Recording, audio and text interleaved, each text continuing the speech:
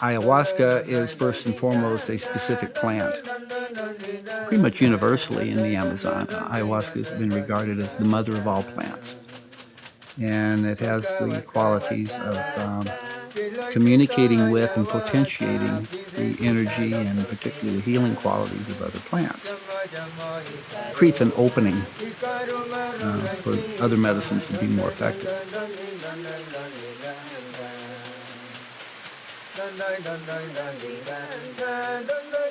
The vine serves as a inhibitor of a digestive enzyme, allowing the DMT in the companion plant to be taken up through the stomach through oral administration. Companion plant is an agent of consciousness, and it is an agent that facilitates spiritual healing. Ayahuasca happens also to be the name of the medicine.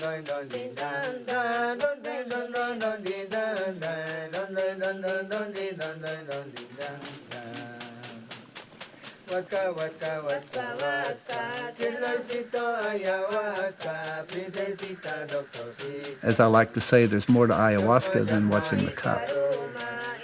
And you generally couldn't ingest all of what there is to the medicine in a cup. And a lot of it's interactive, a lot of it is synergistic, a lot of it has to do with being at a point in your life where you're ready to make a change.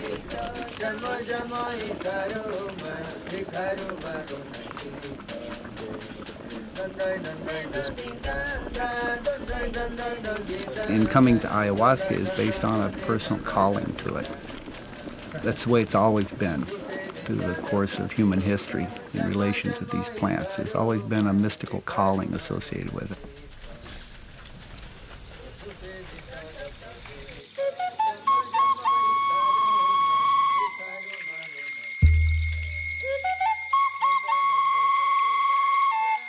Ayahuasca. It's in a class of medicine experiences that are conscious, visionary, and open up our heightened senses of awareness. All of these things together help us get more clear about our passion, our purpose, our mission, and as a result to be able to release the craziness in our own human drama and experience more peace throughout our lives.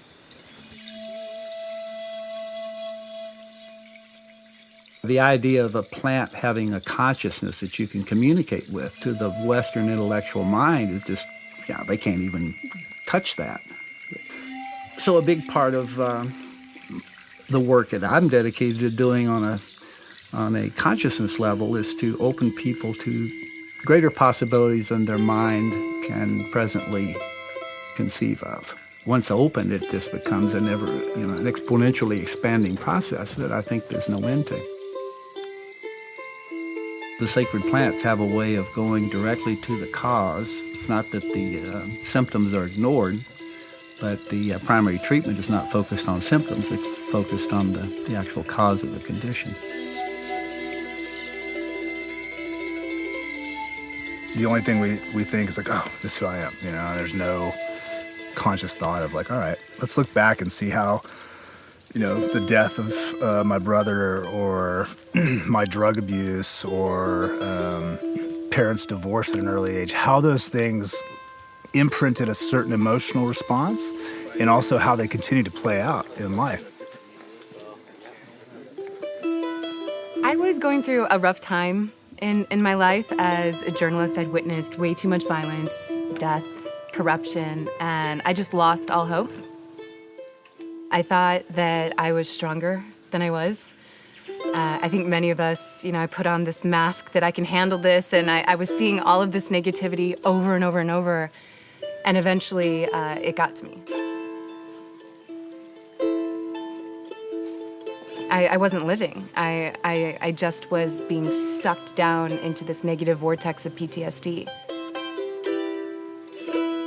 So it has this mood elevating effect. It's also a natural antidepressant. That's why it's one of the most effective treatments for depression.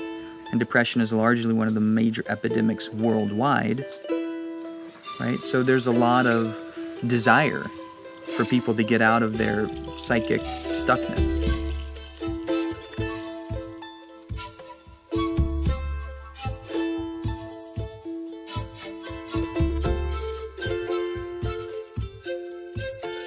And I was sitting on the plane and looking over the Amazon in all of its beauty, seeing ribbons of rivers cutting through the greenery. And it was like the forest was telling me, I can cure you.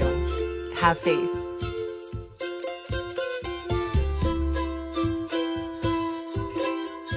One of the first things I was taught about ayahuasca by my first maestra was stated in very simple terms. She said, little brother, ayahuasca is going to take out everything bad in you and leave all the good.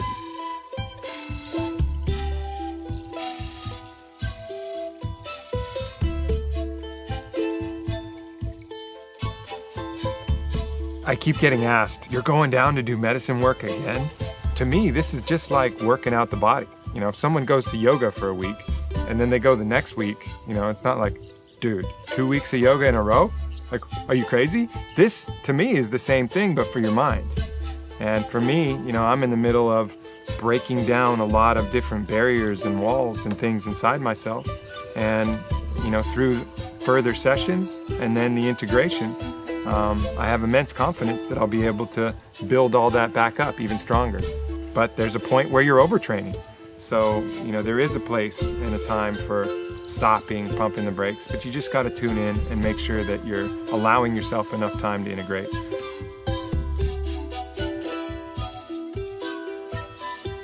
Going into tonight's ceremony, I can sense a potency brewing here that I wasn't really anticipating when I came, but I'm excited for it. I'm looking forward to whatever comes, and whatever that'll be. I've learned enough throughout this process to just have faith. I don't think I'm a bad person. I just think something's broken inside me and I just want to fix that. Maybe I don't love myself as much as I should. I think back to when I was young, maybe like a 10-year-old, 12-year-old, and I recall being very happy. As time went on, I didn't feel like I knew where I wanted to go in life, and I didn't really know how to solve that problem. And I just realized I would put myself in harm's way a lot because I was so unhappy with my choices in life. I'm in a place now where I don't know how to get out of this. I still realize that I didn't have that youthful happiness. And after hearing about ayahuasca, I was like, maybe this will actually set those pathways in my head where they're supposed to be.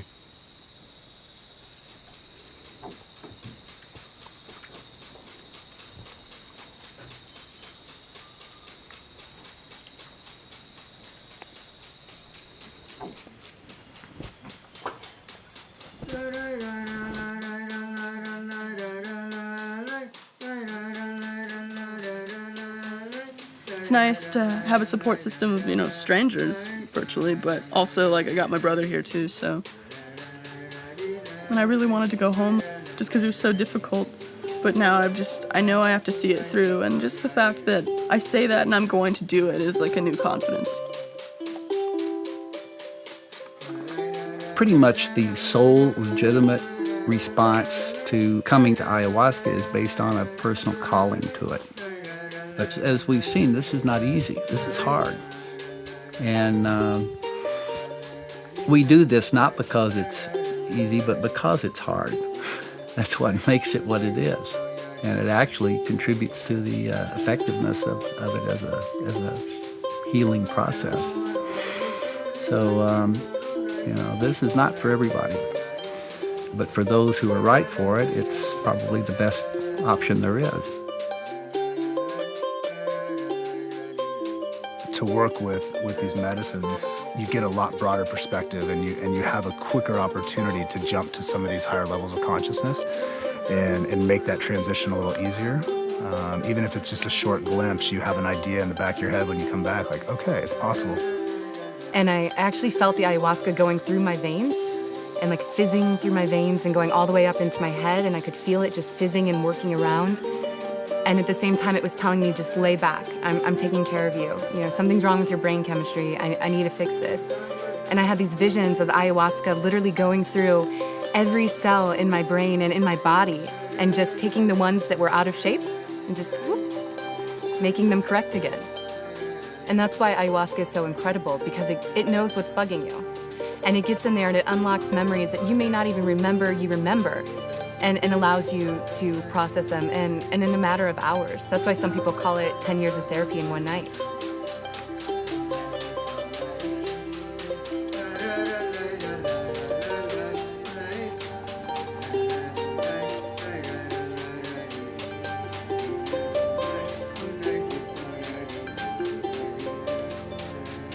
It's super important to do this work with people who are significantly skilled, who know what they're doing, who have the tools and the techniques for helping people navigate what can be a disorienting process. So the set and the setting is vital.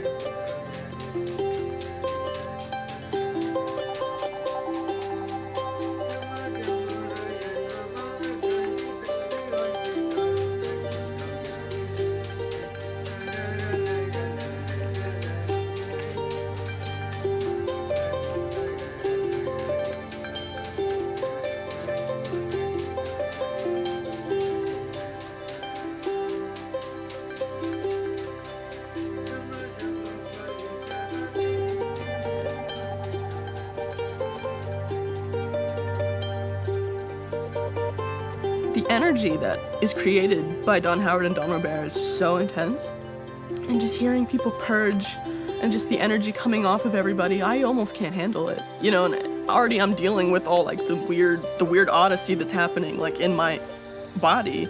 I can't handle it, and something inside me just tells me to move. And I just get up and I totally walk in the dark.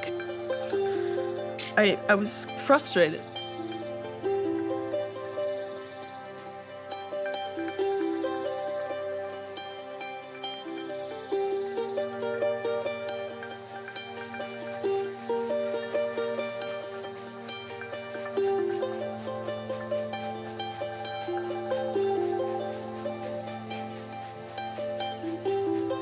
We all have toxic, negative, or contaminating energy in our bodies that we're holding in our being. This is simply a process of disengaging that and allowing it to come out. It's part of a cleansing process and often associated with healing. That may be the very cause of some subtle condition you have that needs to be alleviated.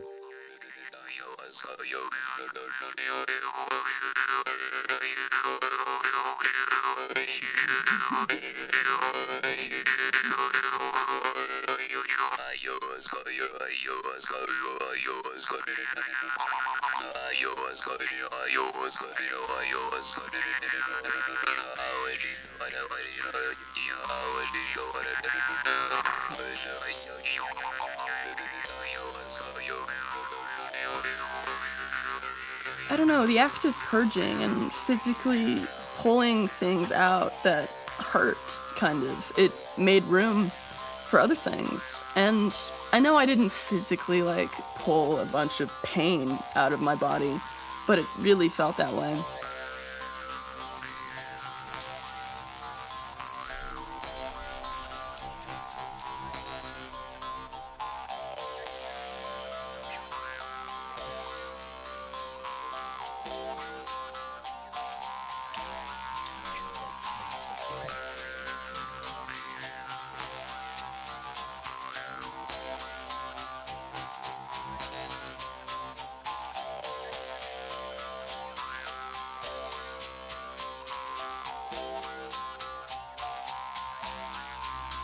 So the shikapa serves to clean the aura, clean the energy fields, and make one more receptive to receiving the medicine. And then the shikapa becomes an instrument of transmission. The reason for the tapping on the head has the effect of opening one's receptiveness, opening the crown chakra in particular to receive energy through that portal.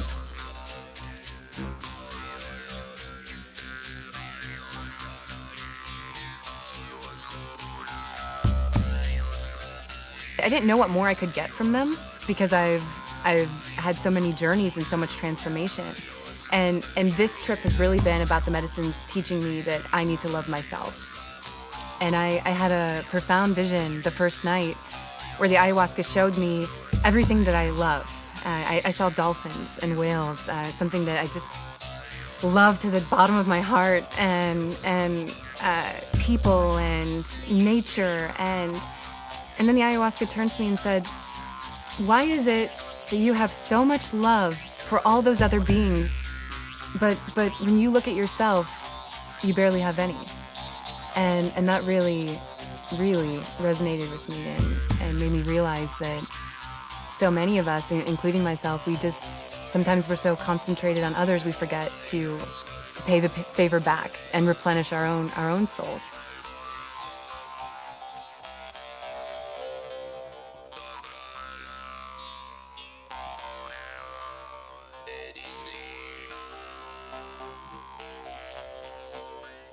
There's something about this process, though, that brings the majority of people to a common realization. And the realization is simple. It's really not new at all. In fact, it's very, very old.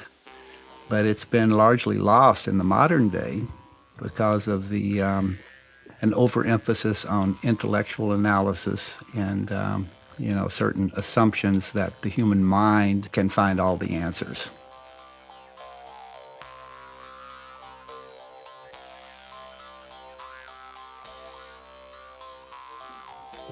Well, I tried to commit suicide when I was 18, my senior year in high school. And it's a thought that keeps coming back when you get into those dark places. But I knew the second that I woke up from having flatlined and being called dead, that I wouldn't do it again, ever. But that doesn't stop those thoughts. But what's been really interesting is how now I can start to use that in a positive way.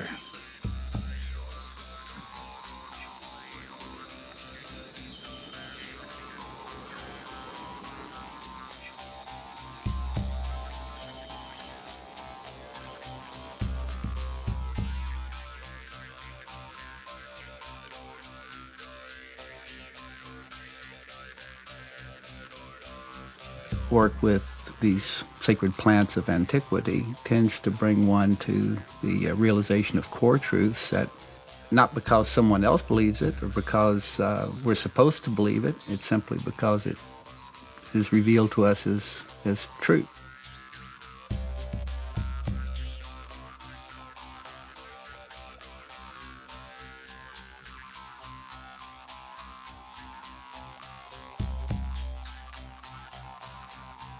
It was almost like the ayahuasca grabbed me out of the bed because I was really in the middle of the experience and it was so intense I could barely get up, but all of a sudden I felt this force just pull me out of bed and drag me into the bathroom. And I'm standing there in front of the mirror looking at myself in the mirror. And then all of a sudden I split into two people. One, myself, and the other, this part of myself that needs to love myself. And the medicine was telling me, look at that woman. You know, she's got a big heart. She's an amazing person. She's very caring. You have to show her some love. You have to, she's going to die if you don't give her love and nourishment. Everyone needs love and nourishment. And for the first time in my life, I looked at myself as if it wasn't me and just another being that really needed love. And I felt so sorry that I hadn't given myself love. And for the first time in my life, I turned to my face in the mirror and looked at myself, into my soul, and said, I love you.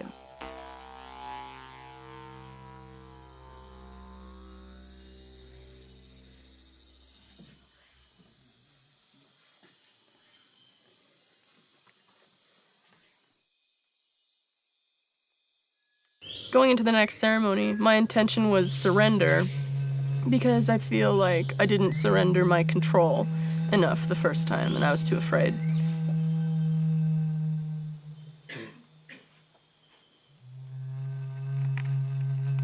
And so I got very afraid very fast. And the world was very vibrant, very beautifully colored, but so much so that I felt like my head was going to actually explode.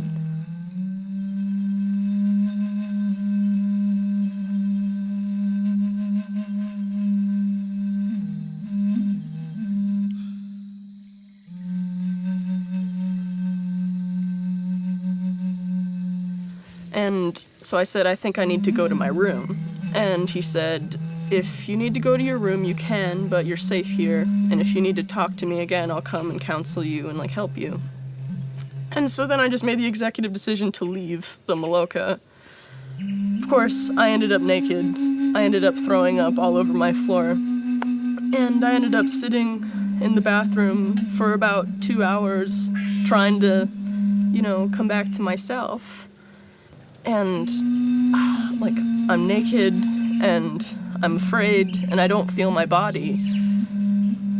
Then I was able to just separate my judgment of myself completely, and it went in front of me. And then I just said, I am not ashamed. I'm a good person. And suddenly it just got easier. I was relieved, and I stood up. And I just stared at myself in the mirror for a very long time, and I didn't recognize myself.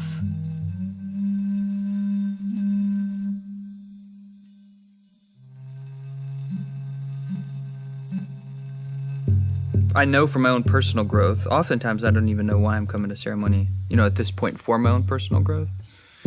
Usually that clarifies after the ceremony. In the midst of it, though, there's this consistent experience of patience and waiting.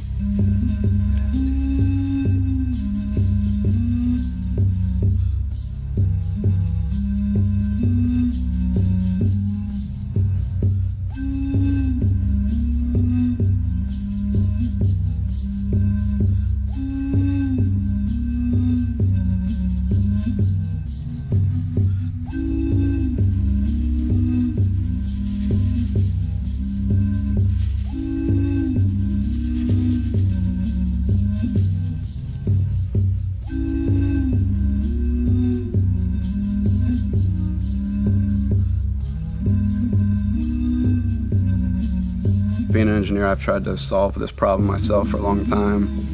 And when I first started on this path, I didn't have a really refined, streamlined reason. And I was having anxiety about it, how to put it in just a simple sentence. Here's what I am looking for. So when it was my turn to go up, I went up there and I asked Mother Ayahuasca to basically unlock the part in me that's holding me back from being the person I want to be.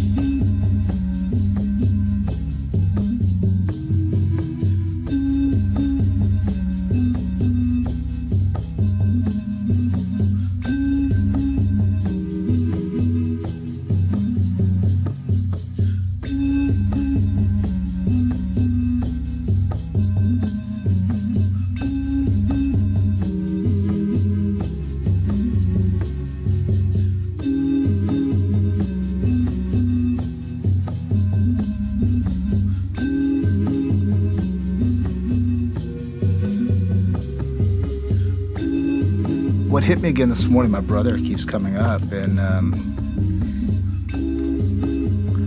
as much as I feel like I'm getting to a better place, and I feel like I am getting to a better place with that, there is some deep trauma that's still there.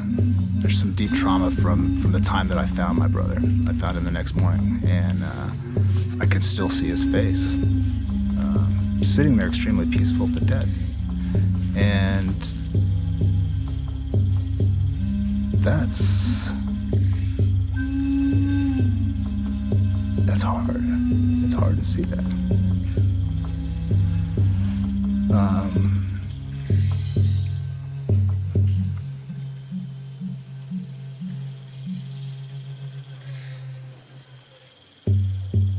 Go back to all those questions of, well, God, man, why couldn't I have been there to do something about it? Why wasn't I there? Why did that have to happen to him? It should have been me.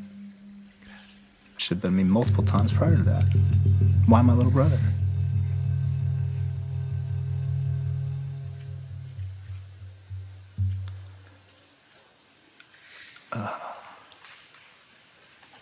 And so there's still shit there. There's still shit there that has to be cleaned out.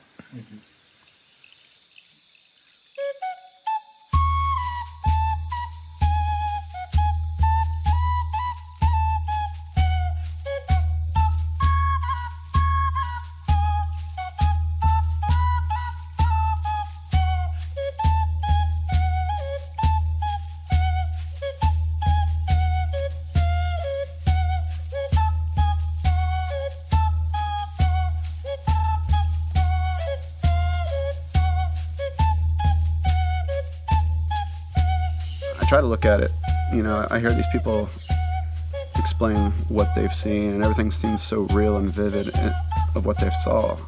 And what I saw was foggy, but what I saw initially was only like 15 minutes after drinking, maybe 20.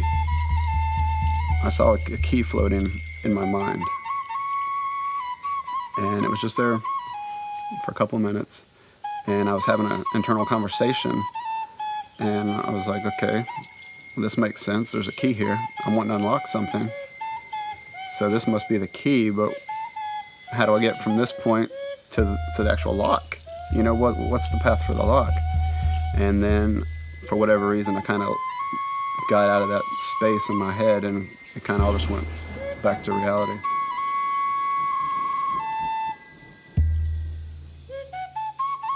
Often people come in a state of relative turmoil, with a lot of friction in their lives. And over a period of 7 or 8 days, which is usually as much time as is needed to realize a shift in that. Sometimes it's a complete fix, sometimes it's just a step in the right direction, but there generally is a predictable improvement in the way people feel about themselves, the way the ease they feel with the medicine itself. Well, now I trust it a little bit more.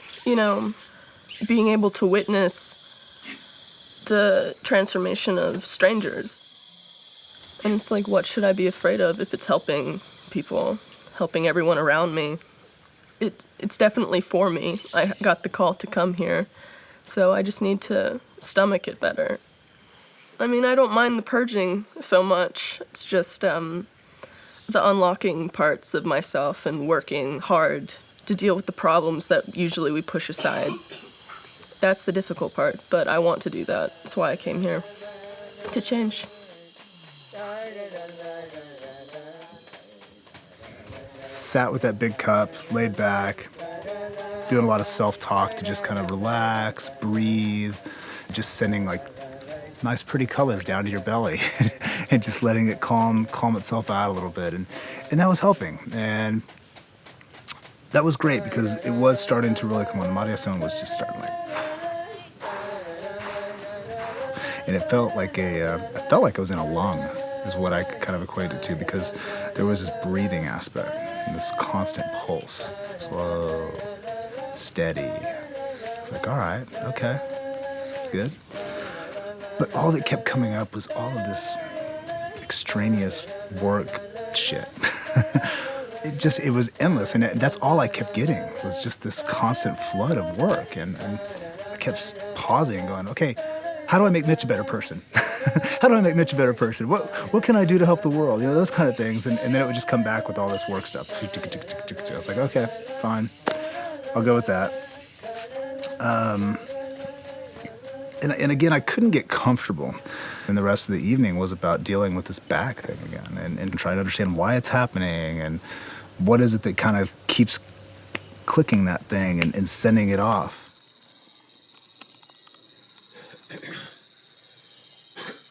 Everything's connected. All aspects of ourselves, spiritual, mental, emotional, and physical, are interconnected.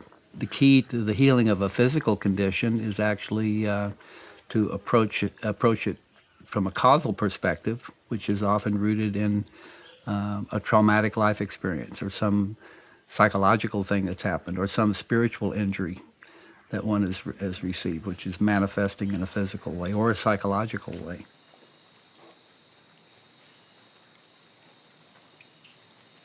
Yeah, once I got up there and laid down, it was a strange experience.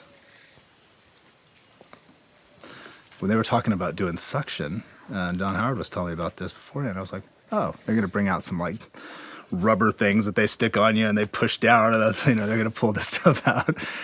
And I lay down, and Donald Bear's mouth is right on my back, and he's several times, and I could almost visually see strings getting sucked out of me, and I don't know what those were or how they weren't. They seemed to be living, but they didn't seem to have any sort of recognizable life form to them. They looked like long strings, but had a physical, tangible nature to it.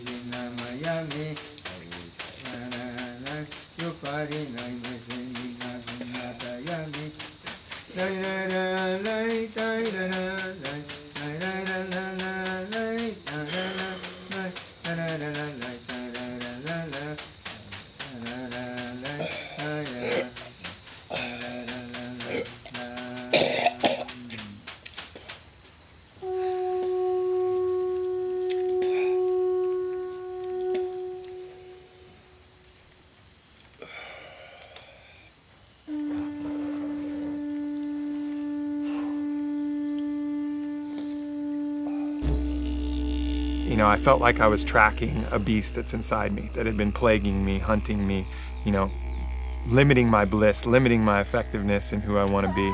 And I wasn't even aware of it, but it felt like the last shadow. It is for me, the way I've tracked it, it's the thing that's keeping me from my highest potential and my highest bliss.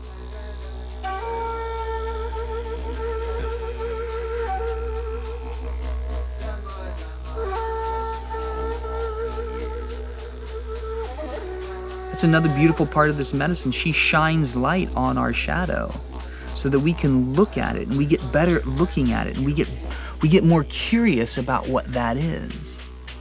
More curious about that part of me that I've been denying or judging or guilting and shaming. I get more curious about all aspects of myself because I know as I bring them into the light, as I presence their experience, their message, their teaching, I become more able to offer it love and support. Listen to it, be with it, and slowly it becomes a part of me, and sometimes that becomes one of my eventual strengths.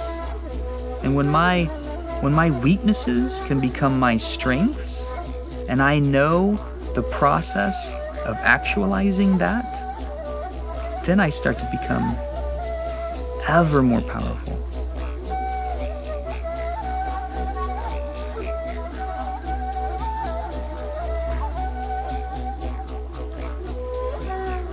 We are all very critical of ourselves, I think, but to varying degrees, And I've always been very hypercritical, and I'm quiet, and I barely mess up if I can help it, And it's always because I'm afraid of fucking up, essentially, so I keep myself on a very tight leash. So it seemed like I kind of had to lose control in my own way to be able to realize what I need to work through.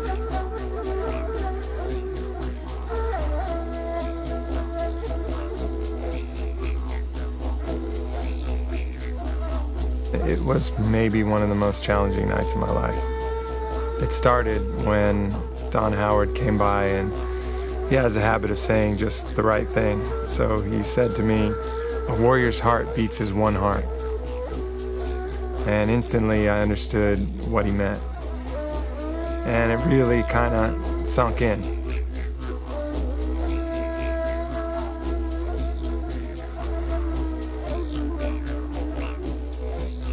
Because largely this kind of work is based on surrendering to the experience. and the ego has a hard time surrendering. And so the whole act of surrendering is extraordinarily therapeutic just by itself. Releasing expectation, the acceptance of what is. Oftentimes, some of the most powerful experiences and ceremonies are something completely unpredictable that we wouldn't have scripted. That you walk out with thinking, where did that come from? How did that happen?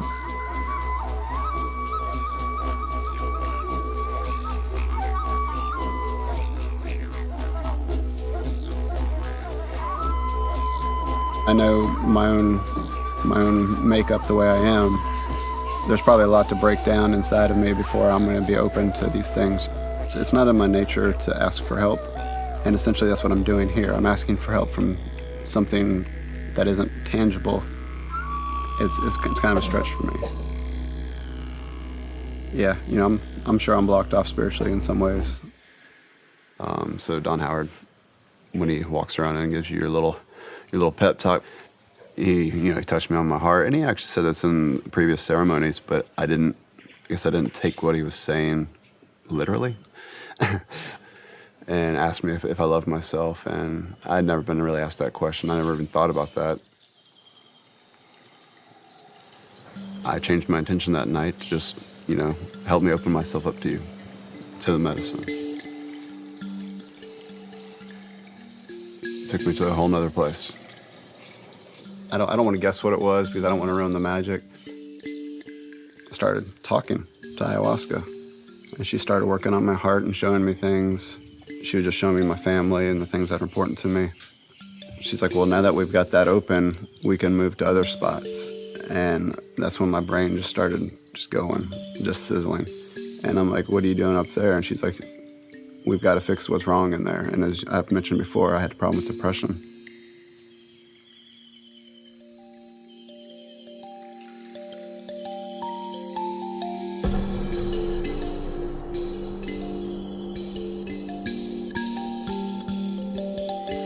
Drank the cup, even though every part of my body did not want to drink the cup. I'm so over ayahuasca. Oh man, I can't believe that I had to do it again. But sure enough, you filled it up, 2/3 cup. And I knew I was in for it, but I just resolved to just take it.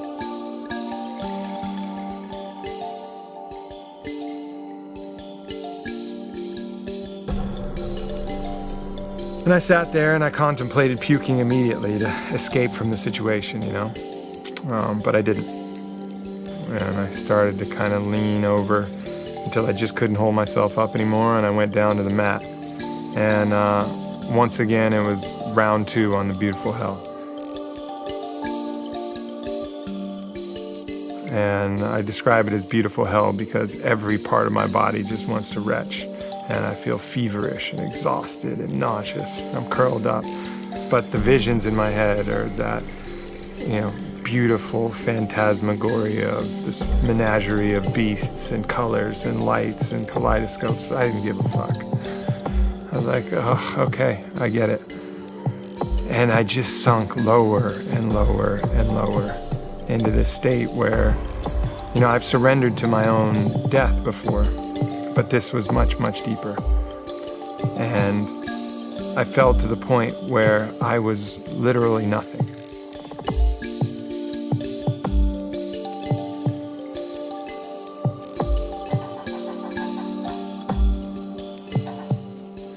My body just went completely still. I didn't have a desire to move. I wasn't thinking about my back, and my mind was completely still. There wasn't anything going through it. And then 15, 20 minutes, the medicine started getting in and doing its thing. And I went right back to finding my brother, right back to finding him laying there on the bed, seeing his face, knowing immediately that he had already gone. But there wasn't the same emotional attachment to it that I've had for the last 3 years. And it was interesting because I started moving around the room, not by choice, but just getting different perspectives.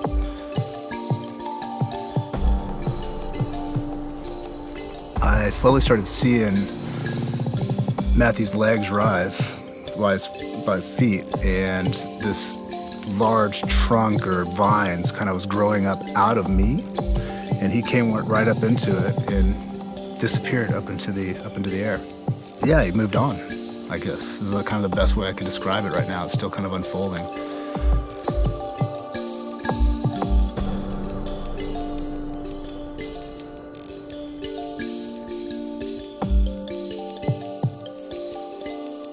It's not a process of becoming more repressed. It's not a process of psychological dissociation from trauma. It's an integration of trauma. It's an integration of all aspects of ourself. That's why this is integrative work, to foster and to midwife and to birth a new self integrated with that experience.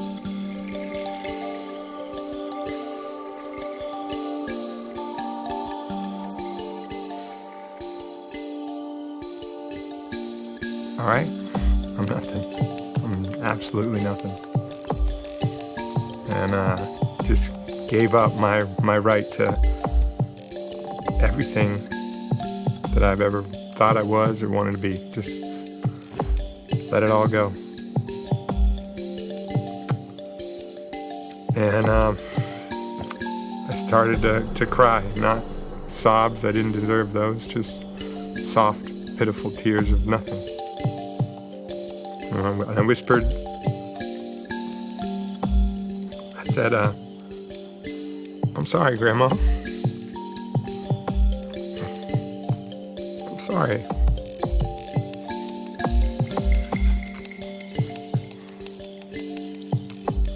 And she came, and she said, Aubrey, get up. I said, Aubrey, get up. And with tears streaming down my face, last bit of strength I had, I just listened. I said, okay, Grandma, I'll get up. It was like there was a drum in the distance, and she was a drum, quietly. And like an animal just back to the very fucking corner. Just at the brink of the absolute deepest abyss. Found a little bit of strength.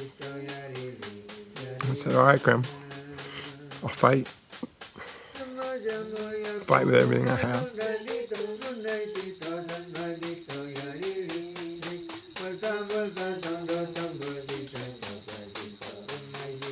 She was telling me, she's like, I've got all this stuff gathered up in here I need to get out. We need to get rid of it soon. I'm like, well, what's going to happen if I get rid of it? I was like, are you still going to be here? Because I want to hang out more.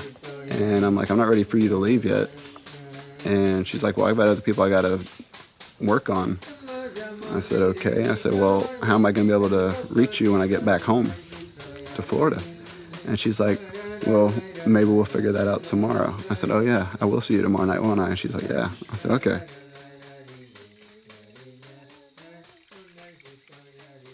How do we take a life-changing experience and make it real and seed that into our daily walk?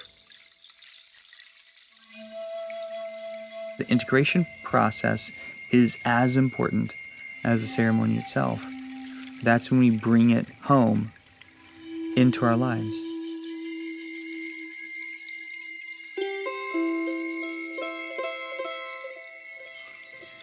Before the ceremony last night, Aubrey gave me his special rock that Grandma gave him. And I was really, really touched. I don't want to be 50 suddenly and have a lot of things that I'm still dealing with from like my teenage years, and that stuff can stay with you. I started focusing on my fear again, which was a problem, and I was just clutching the rock, and it got very hot. It felt like a heart. It wasn't necessarily mine, but I'm holding it, and it was something precious that was to protect me, that I had to protect too. And I just sat there with the rock. And at the end of the ceremony, Aubrey came and sat with me. And I want you to know how much it meant to me that you did that. I haven't always had your back in situations, and even though you might feel like you're nothing, you're quite something to me, and I love you.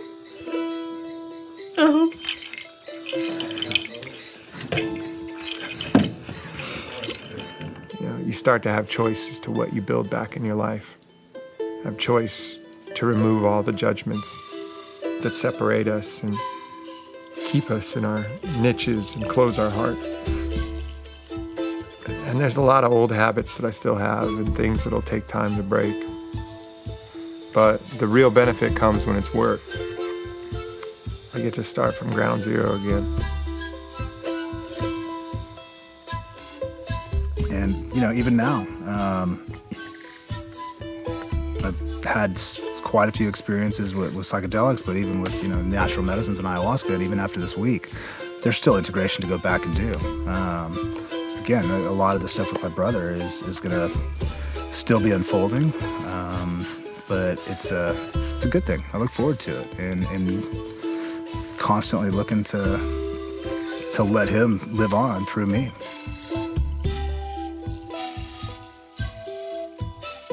And for the first time in my life, I'm leaving here very confident about myself, my love for myself, and the love I have for me is no longer just in my head. It's moved down to my heart, and it's there to stay. And I thank the medicine for that.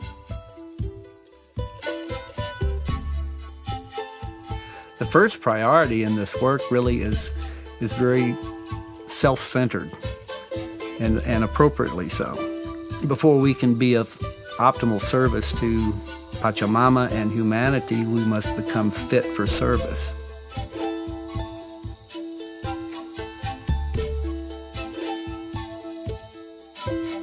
And particularly with this medicine, ayahuasca, it seems the vast majority of people have a substantial and long-lasting beneficial change in their entire psychic field. And that includes body, mind, spirit, heart, and soul.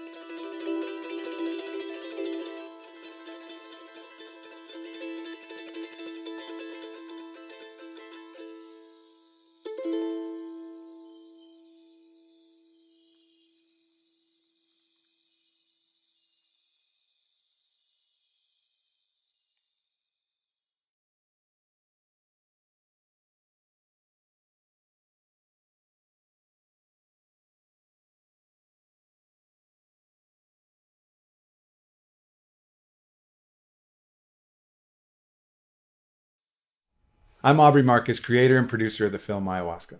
Hi, I'm Mitch Schultz, director of the documentary.